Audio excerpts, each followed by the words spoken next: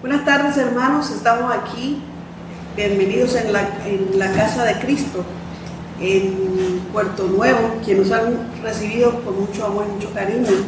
Nosotros somos de la Iglesia Sonadora y estamos aquí para compartir con ustedes las lecturas bíblicas respecto a la unidad de la sabiduría. Nos acompaña nuestro compañero Jimmy, él es nuestro hermano maestro por excelencia de la Iglesia de Discípulos de Cristo en Sonadora, y Fabián ha guardado su servidora, que no soy maestra, pero hago mi intento.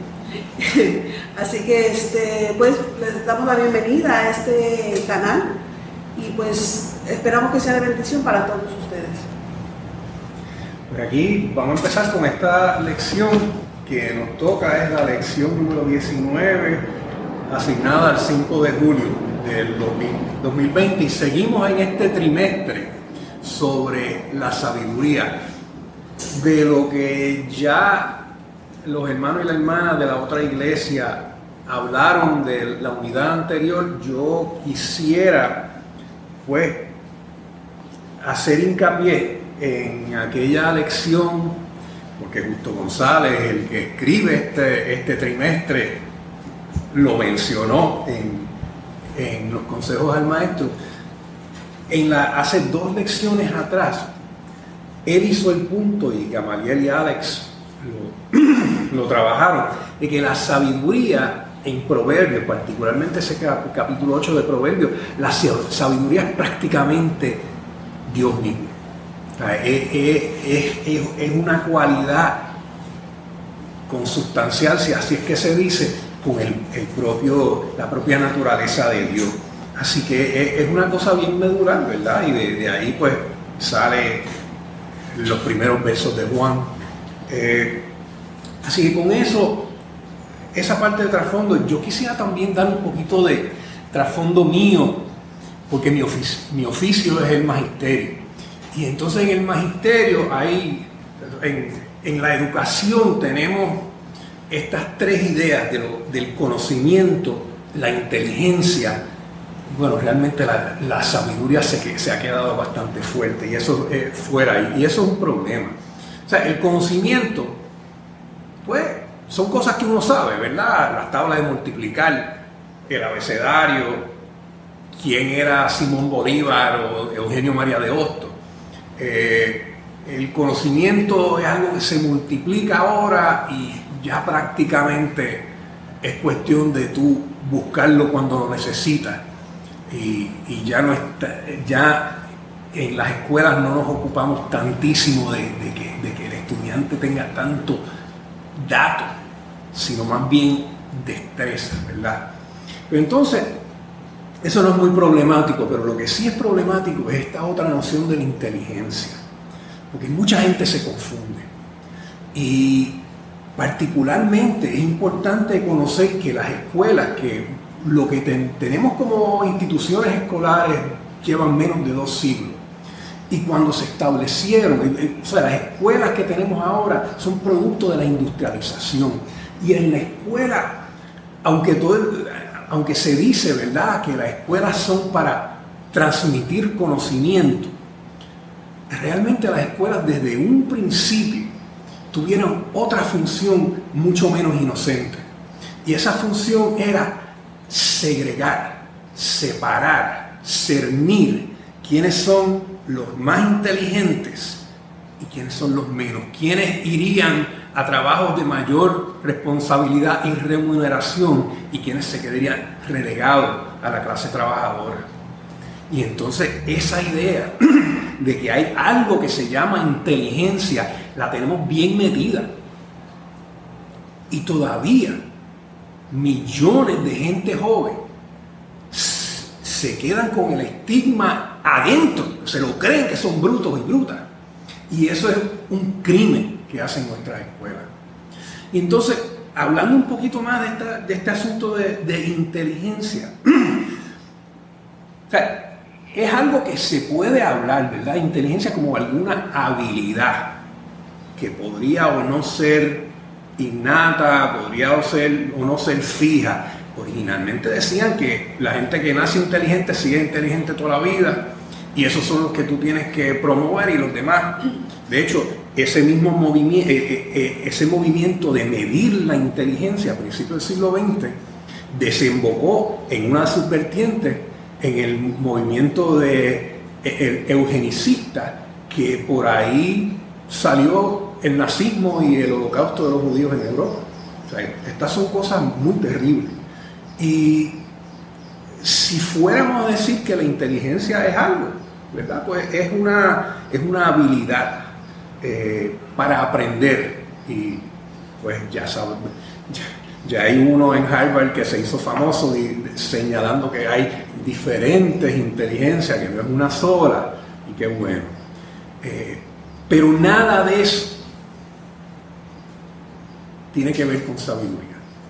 O sea, yo afirmaría que todos los gobernantes de todos los países, en su inmensa mayoría, han sido personas muy inteligentes y en su mayoría bastante conocedoras también. Pero nos queda una gran falta de sabiduría en todos esos niveles. Y entonces, pues, ya hablé bastante, Fabiola. Si yo te digo sabiduría, ¿en qué o en quién tú piensas? Cuando yo pienso en sabiduría, pienso digamos, el fin de tu vida. ¿Cuál es tu fin en esta vida, verdad? Y la gente que ha logrado entender ese fin y que ha logrado llegar a él, y que lo ha hecho con inteligencia y con amor, porque en verdad esa gente es feliz, busca la felicidad porque llega a ese fin al que está buscando, ¿verdad? Si me preguntas quién en tu vida ha sido una persona sabia, yo te puedo decir mi abuela, mi mamá, ¿verdad? Mi abuela, porque ella le tocó vivir en campos de concentración y era española, entonces, y a pesar de haber vivido tanto sufrimiento, tanto dolor, tanta pena, ¿verdad? Mi abuela vivía feliz, era feliz, contaba chistes y se reía. Y viendo del otro lado mi abuelo vivió lo mismo, porque entonces, comparativamente a mi punto de vista, mi abuela tenía más sabiduría que mi abuelo. Y mi abuela tenía, yo creo que de segundo grado, no llegaba más de eso. Y con esto lo que quiero decir es que comparto contigo que la inteligencia y los estudios no te dan la sabiduría. Mi abuela no sabía escribir, no escribía una carta, no podía escribir una carta. Pero era feliz, te daba un abrazo y tú sabías que te amaba. Solamente con darte un abrazo. Te hacía comer, te obligaba, porque eso era parte de las vivencias que ella no tuvo, ¿verdad? Pero también le daba importancia a lo que realmente es importante. O sea, yo creo que tener la claridad de cosas importantes en la vida es lo que te da la felicidad y lo que te guía en esa sabiduría. Otra persona en la que pienso, ¿verdad? Y pues acabamos de perderla, es Ani Báez, que la perdimos la semana pasada, antepasada, ya se pasó tiempo. Una mujer feliz, tenía muchas circunstancias en su vida, muchas enfermedades, y al mismo tiempo seguía feliz, enseñándonos, hablando de Dios, predicando con su ejemplo.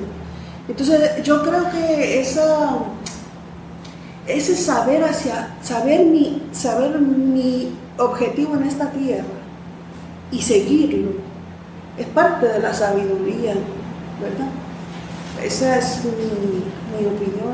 Bueno, a mí me parece que esas son ideas bien importantes, y particularmente ese vínculo que existe bien claro entre la sabiduría y la felicidad, ¿verdad? Yo creo que eso es bien profundo. O sea, claramente cuando estamos hablando de sabiduría es algo mucho más difícil de medir. No necesariamente te lleva a sacar A's en la escuela, pero te lleva a tomar mejores decisiones en tu vida. Esa cuestión de poder saber qué es lo importante en un momento dado. Yo creo que tiene que ver también con el discernimiento. Vamos a la lectura, porque esta lectura empieza, estamos en Mateo capítulo 11, de los versos del 7 al 19, y el verso 7 dice: mientras ellos se iban, pues, ¿quiénes eran ellos? Pues ellos eran los discípulos de Juan el Bautista, que habían sido enviados por Juan a Jesús a hacerle la pregunta: ¿este es el qué? Y Jesús les había contestado: mire, ¿qué es lo que ustedes ven?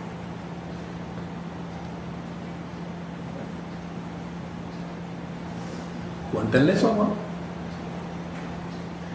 Y entonces ahí Jesús está invitando, en primer lugar, a ejercer el discernimiento. En segundo lugar,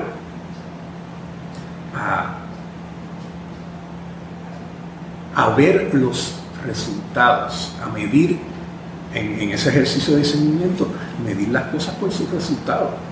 O sea, hay sanación, hay milagro, se está predicando la libertad de los cautivos. Eso es lo que tenemos. Entonces, ahí vemos que Jesús le hace 3 preguntas a la gente. Habiendo seguido los discípulos de Juan, se dirige a la gente que estaba ahí y les pregunta de Juan: ¿qué buscaban ustedes en Juan? Y a esa pregunta yo voy a querer regresar al final de la lección. Una caña sacudida por el viento, que es lo que uno esperaría ver en el desierto, o posiblemente en uno de los detallitos que nos tira Justo González, el autor de esta lección. Pues la caña también era un símbolo de la familia del rey Herodes. O sea que una posibilidad también era que la gente hubiese ido a ver a este tipo criticando al rey. Pero ahí todavía estamos en un plano muy elemental.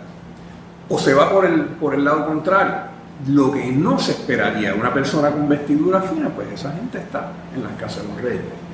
O venían a ver un profeta. Pues sí. Entonces, porque este es el de quien está escrito, ¿verdad? Pero entonces viene nos siguen 2 versos que vale la pena detenernos un par de minutos a mirar las diferentes maneras que estos versos se pueden tomar. Por ejemplo, en el 11 dice: de cierto os digo que entre los que nacen de mujer no se ha levantado otro mayor que Juan el Bautista, y sin embargo el más pequeño en el reino de los cielos es mayor que él. Fabiola, Justo González nos da 2 posibles interpretaciones. Dinos cuáles son y por cuál te inclinas. Bueno, yo creo que Jesús era nuestro mayor ejemplo de cualquier cosa, ¿verdad? Y yo creo que el objetivo, él, a mi punto de vista, ¿verdad?, hablaba de una forma para que todos entendieran. La gente que sabía que él podía estar en contra de Herodes y que podía discernir de su entendimiento, pues a ellos les llegaba el mensaje de: pues esa caña en el viento es la familia de Herodes que estoy azotando. Pero a la otra gente que ese mensaje a lo mejor era demasiado profundo para ellos, pues les llega como que: ¿qué es lo que vienes a ver? Nada, algo vacío. O sea, yo creo que es esa sabiduría, ¿verdad?, que vemos en Jesucristo, donde habla para todos y todos escuchamos algo por algo diferente. Entonces tenemos en el próximo versículo, ¿verdad?, que dice: desde los días de Juan el Bautista hasta ahora el reino de los cielos sufre violencia y los violentos lo arrebatan. Y la versión popular lo dice más o menos así, pero lo dice Justo González. Yo no sé griego, sí sé inglés y español, y yo sé de los trucos y las dificultades de del ejercicio de traducir, y lo que nos dice Justo González, que de la manera que está escrita esa oración en griego, tú la puedes tomar de esa manera, pero también igualmente puedes tomarla, puedes tomarla en el sentido de que el reino de los cielos es objeto de violencia, y la gente violenta les hace violencia al reino de los cielos. Pero igualmente dice Justo González que ese verso se podría traducir como: el reino de los cielos avanza contra viento y marea, con fuerza y con empuje, ¿verdad? Y entonces, y depende, ¿verdad? La situación que uno esté. Y yo creo que es importante decir que no hay una traducción ni una interpretación absolutamente correcta para siempre, sino que por esto es que esta escritura es viva, porque en un momento puede ser importante interpretar este pasaje como una advertencia de que sufrimos violencia. En otro momento podría ser importante decir: tenemos que seguir hacia adelante contra viento y marea, con fuerza. ¿Cómo tú ves eso, Fabiola? Ese pasaje ciertamente es complejo de entender, ¿verdad? Cuando uno lo lee la primera vez, la verdad que no entiende uno mucho. Sin embargo, tenemos que también entender el momento en el que estaba sucediendo toda esta situación, ¿verdad? Juan estaba encarcelado, próximamente después de eso le iban a cortar la cabeza, ¿verdad? Obviamente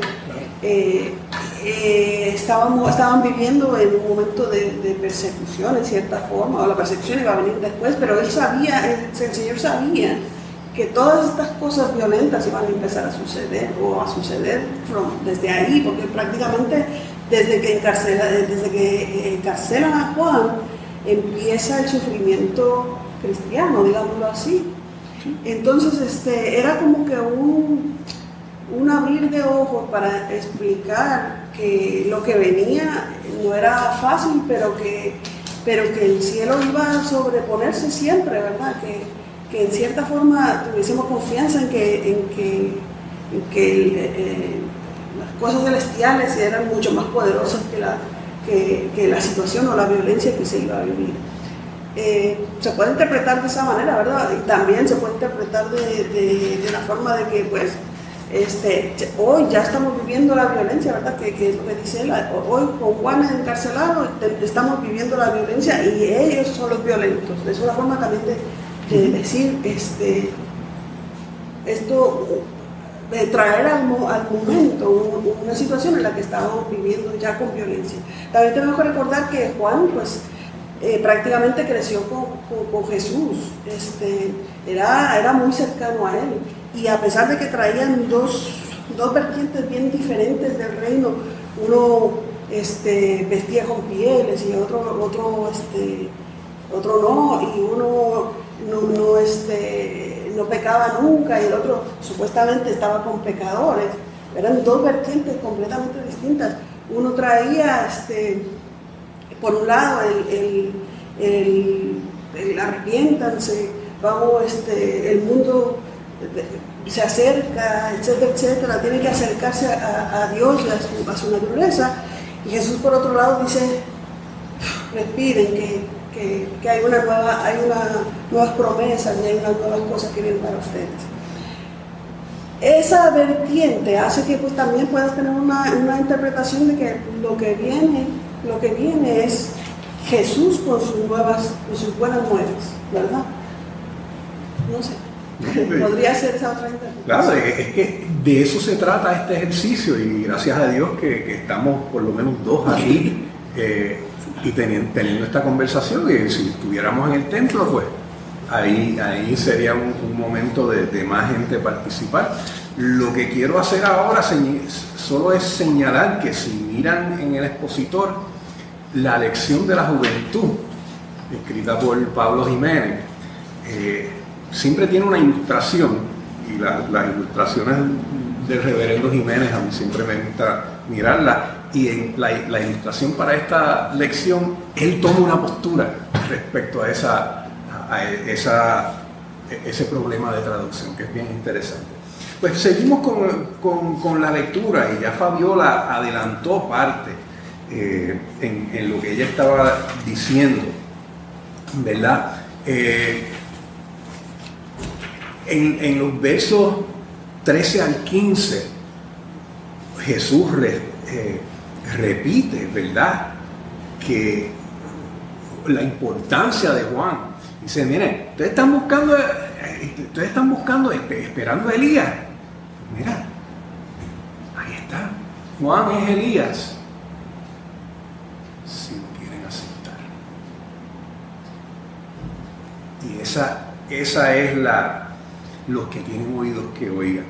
Y entonces hace otra comparación en los versos 16 y 17 de los niños que tocan en la plaza, y entonces los otros niños que son su público no responden a la música de forma apropiada, como que no se comprometen, no escuchan bien, no internalizan lo que es el mensaje, así como yo lo cojo.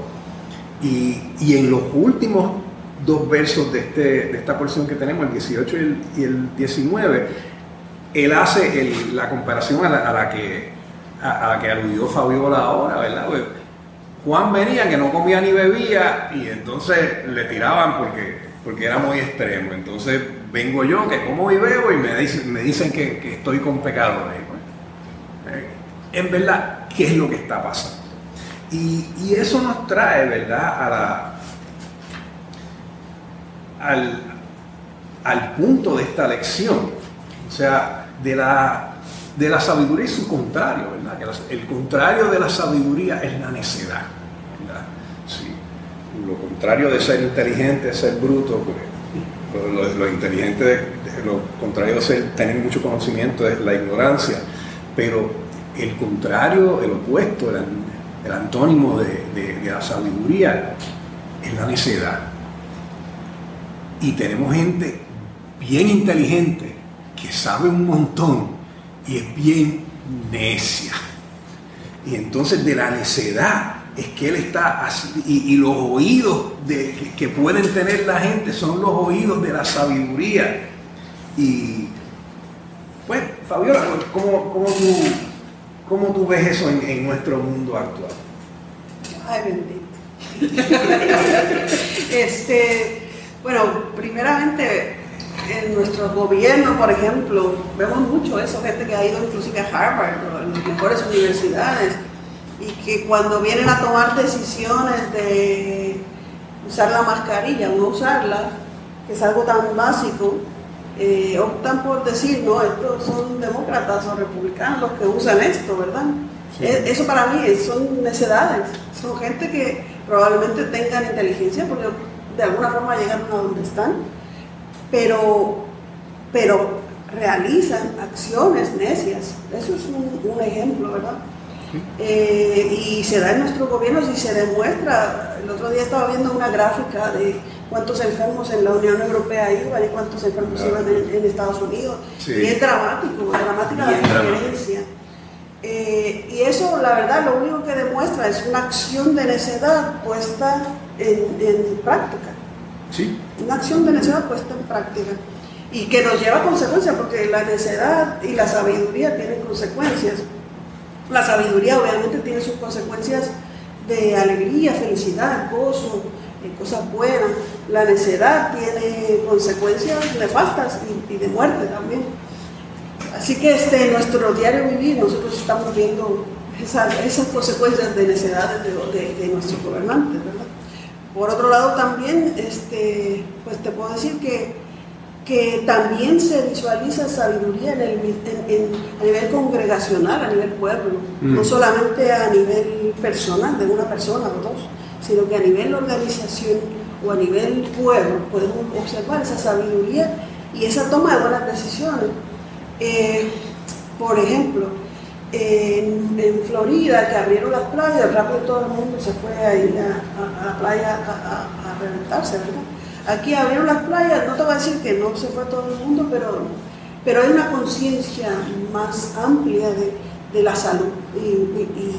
Y sabemos que aquí no tenemos a lo mejor los mismos beneficios que tienen en la Unión Americana, como la tenemos aquí en Puerto Rico.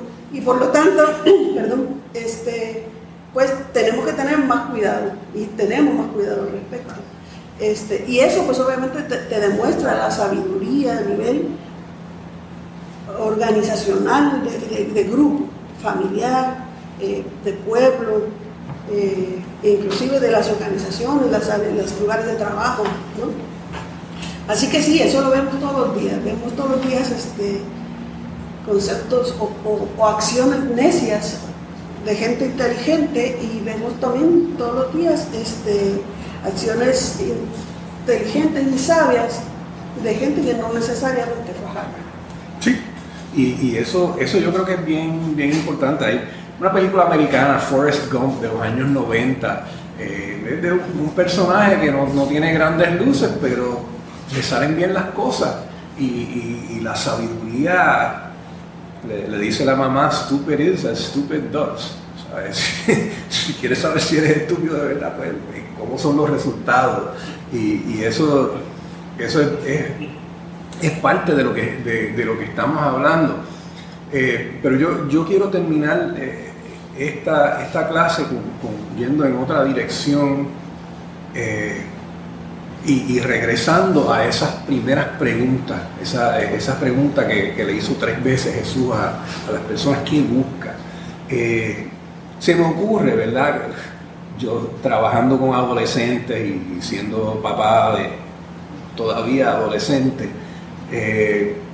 y también con gente mayor, se me ocurre que la necedad del adolescente suele manifestarse como querer hacer cosas que nunca ha hecho. Pero también, ahora que me voy acercando a la tercera edad, me voy acariciando la idea de que la necesidad del mayor puede estar en querer seguir haciendo lo que siempre ha hecho, como guiar el carro, como hacer ciertos movimientos físicos. Y eso me lleva a la pregunta: ¿qué es lo que buscamos? ¿Qué es lo que estamos buscando? O sea, si yo con 80 años si el Señor me da vida hasta esa edad y sigo tratando de moverme en el mundo y vivir como si tuviera mucho menos, pues me parece que estaría buscando lo que no es. ¿Y qué es lo que estamos buscando entonces como colectivo? O sea, la gráfica aquella de los casos del COVID en Estados Unidos versus en Europa, yo creo que nos habla de forma bien elocuente de un país que eligió un gobernante con la promesa de Make America Great Again. Y entonces con una búsqueda de algo que para mí en parte era ilusorio y en parte era inapropiado, ¿verdad? Por el tiempo que vivimos. ¿Y qué buscamos nosotras y nosotros como congregación? ¿Buscamos regresar ya a los templos? ¿O buscamos que todo vuelva a la normalidad como país? ¿O buscamos un cambio de estatus? ¿Qué es lo que buscamos? ¿Y qué es lo que nos va a hacer felices?